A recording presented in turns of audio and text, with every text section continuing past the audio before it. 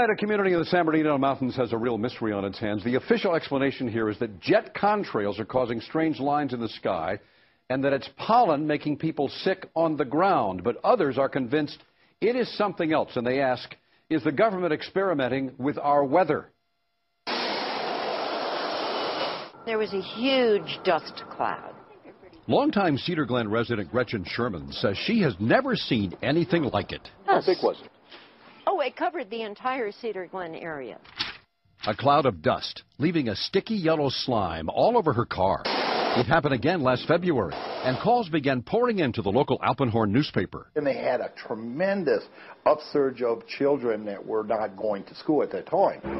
Pharmacist Ed Burrows says it is the most mysterious illness he's seen in 22 years on the mountain. A lot of eye infection problems, upper respiratory problems, nosebleeds.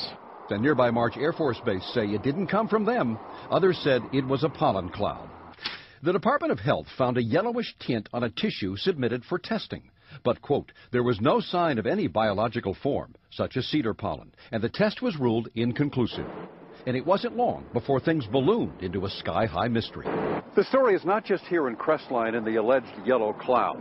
People say the government is up there in airplanes spraying all kinds of chemicals to change or manipulate the weather, leaving what you see there, and they call that a chemtrail. So what I look up there and I think are contrails, you're telling me are chemtrails? Yes, that a contrail would be dissipated by now. It would? Yes, it would. Chemtrails. On the internet, they are cited as proof of the government creating clouds to combat global warming. In response, the Air Force says that, quote, there is no such thing as a chemtrail. The actual contrails are a safe and natural phenomenon. And that people are seeing more contrails simply because there are more jets forming large clouds, depending on weather conditions, as in this video of alleged chemtrails shot near San Francisco. I think these are contrails.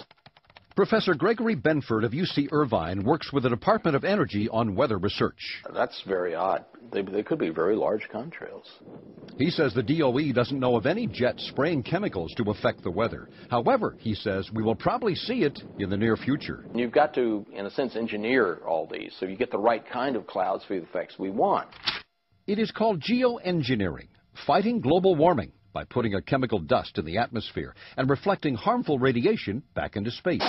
You could use barium oxide, for example, which makes big fluffy clouds. You could use tiny little bits of aluminum, which is benign in the environment, and essentially manage the climate. And what I found was unusual spiking since the early 1990s in barium, aluminum.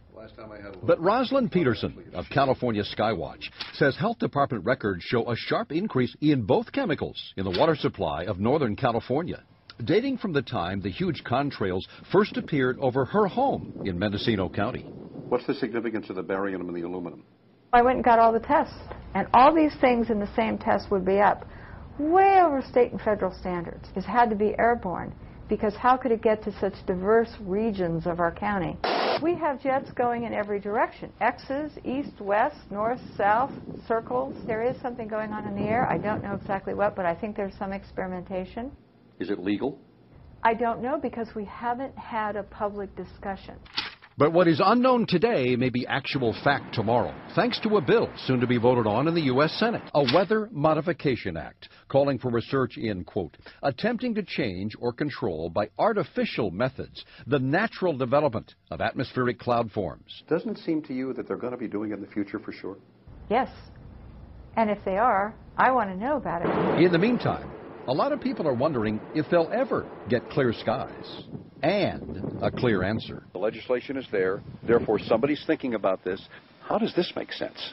I don't know, maybe they're practicing. Over Cedar Glen, over Arrowhead. I guess you have to try it out before you use it. I'm not sure. Well, you be the judge. We'll keep you posted on anything further on the story, and there will be more, that's for sure. More information on the weather modification proposals, check on our website, NBC4.tv.